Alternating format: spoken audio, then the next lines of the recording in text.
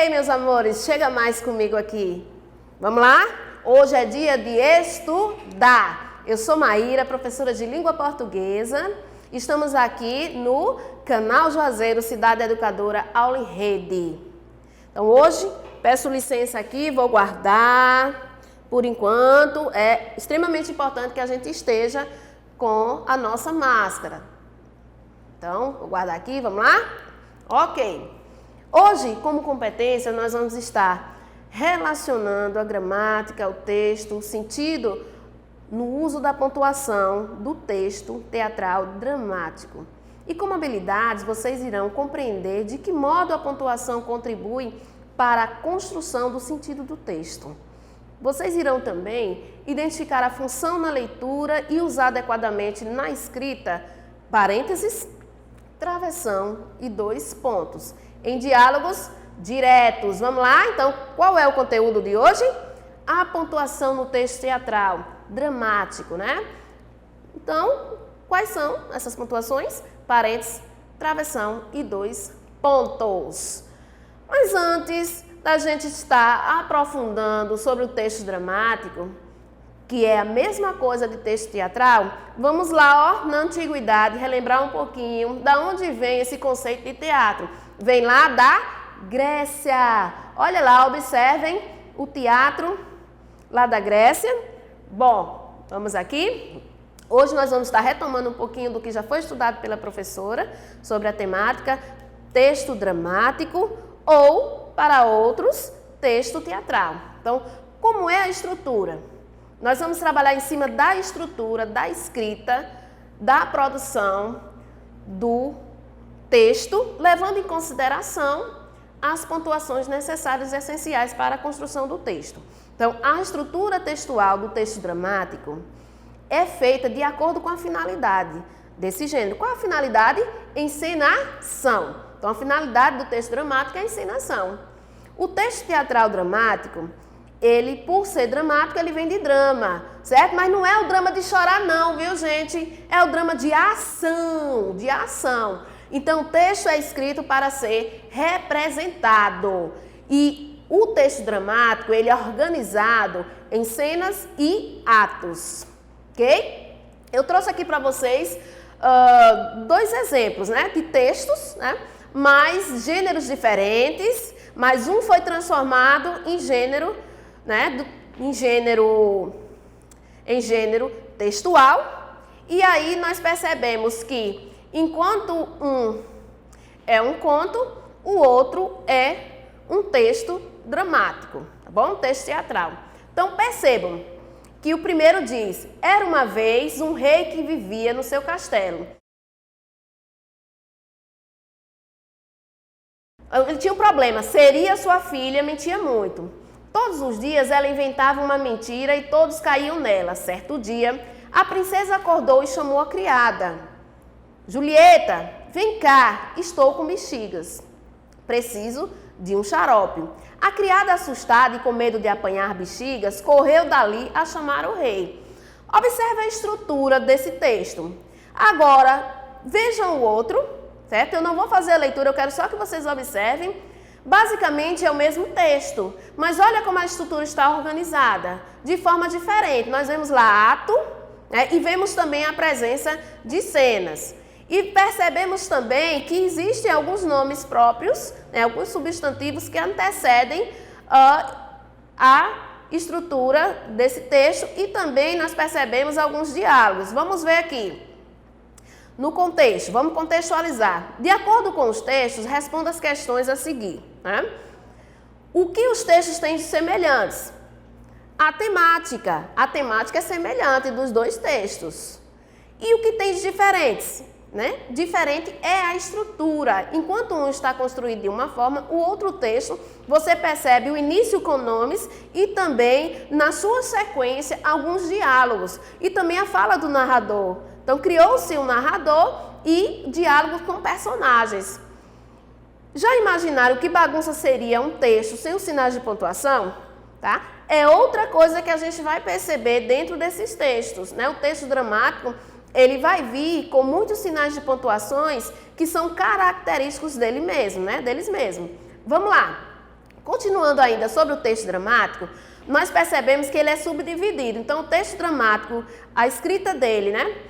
Nós vamos perceber que é um texto principal, e esse texto principal ele é subdividido por monólogos, em que a personagem está sozinho ali, como a imagem remete, né? Sozinho, né? Está dialogando para um público.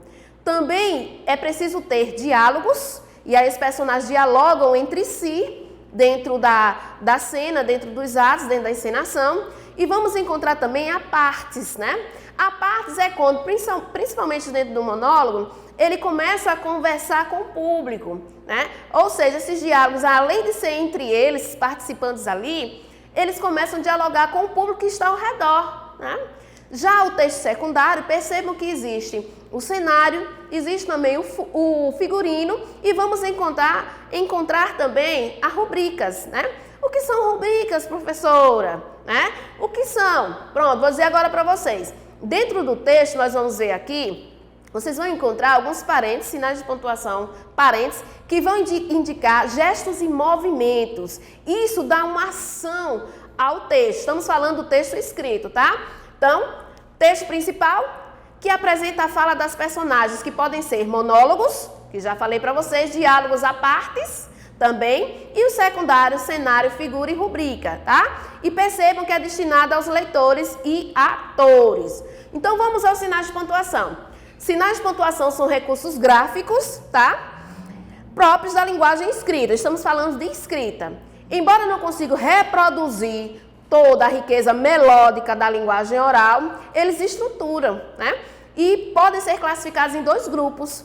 Grupos de pausa, né? Sinais de pausa e sinais também de melodia ou entonação. É o que a gente vai estar vendo hoje.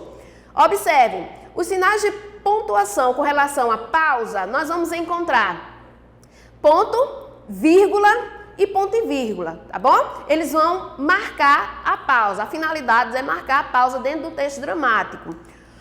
Mas também nós vamos encontrar dentro dos sinais de pausa aqueles sinais que remetem à melodia e remetem também à entonação, né? Às vezes numa frase, além da pausa, pode mudar a melodia, né? Ou seja, o ritmo e também a altura da voz. Para marcar a entonação, usamos esses sinais que nós encontramos aí. Então, dois pontos, ponto de interrogação, ponto de exclamação, reticências, aspas, parênteses, colchetes e travessão. Nós vamos encontrar, ok? Só que, para a nossa aula de hoje, nós vamos focar mais em 3 sinais de pontuação que aparecem em roteiros teatrais. Roteiros de cinema, roteiros de teatro são esses. Parênteses, travessão e 2 pontos. Vamos ver aqui, pegando lá aquele texto que nós trabalhamos, tá? Nós temos, o que foi que eu falei para vocês? Que é preciso, no texto dramático, a existência de apartes, né? E também a existência de rubricas, e nós vamos perceber que ele inicia pelo nome dos personagens ou a presença da palavra narrador. Percebam aí, no segundo parágrafo, no segundo bloco de texto, a palavra princesa, e logo após nós temos os parênteses. E dentro do parênteses diz assim, que acorda e se espreguiça na cama. Nós temos aqui a rubrica, observam uma ação, um movimento. Então, o uso dos parênteses indica a presença de uma ação. O personagem vai se movimentar. Então, dessa forma, o leitor, aquele que está, o espectador também vai ter essa consciência, né? Continuando, o travessão, ele é utilizado para quê? Nós colocamos aí o travessão para vocês observarem. Ele é utilizado para marcar, né, os diálogos, indicar os diálogos. Ele, nesse momento, ele marca a fala ou a mudança de interlocutor, a mudança de um para o outro, e também distinguir os comentários do narrador nas falas das personagens, ok? Beleza? E por fim, nós temos os 2 pontos. Observem aí que os 2 pontos, ele é utilizado para avisar que uma personagem vai falar. Percebam lá, princesa, 2 pontos. Opa, os 2 pontos mais à frente, então nós não vamos considerar nesse, nós vamos considerar em outro. Então, os 2 pontos, eles vão dizer o seguinte, que alguém vai falar que não é o que estava falando anteriormente, tá bom? Então, agora, como desafio, trago para vocês o seguinte, nossa, quem nunca assistiu esse filme, a peça, né, o teatro, pode ser que a gente não tenha por conta da nossa cidade aqui, né? Já tem um tempinho que a gente não vê algumas peças teatrais. Mas vamos lá. O texto é o seguinte. Chicó, que invenção foi essa de dizer que o cachorro era do Major Antônio Moraes? João Grilo, era o único jeito de o padre prometer que benzia. Tem medo da riqueza do Major que se pega. Não viu a diferença? Antes era, que maluquice, que besteira. Agora, não vejo mal nenhum em se abençoar as criaturas de Deus. Então, nós temos aí um fragmento, né, do texto teatral, O Alto da Compadecida, de Ariano Suassuna. Oh, que maravilha, né? Vamos lá ao desafio. No trecho, que invenção foi essa de dizer que o cachorro era do Major Antônio de Moraes? O travessão introduz uma fala. O que é que vocês vão perceber aí? Vão lá no texto, observa de novo o trecho e diz. Qual é a resposta? A fala aí é letra A de Ariano Suassuna, B de João Grilo ou C de Chicó? Somente uma questão é a correta. Vamos lá? Pega seu caderninho, anota e depois posta lá no portal. Ok? Você pode ficar no seu quarto, pode ficar na sala, fique à vontade. Só peço que cuide da postura. Também pode ficar no terreiro, pode ir para debaixo de uma árvore. Oh, que delícia! Maravilha! Tá bom? Você que escolhe. Mas cuide-se, fique em casa e estude. Se você não pode vir aqui, não se preocupe, a gente vai até aí. Tá bom? Beijão! Prazer! Fazer educação,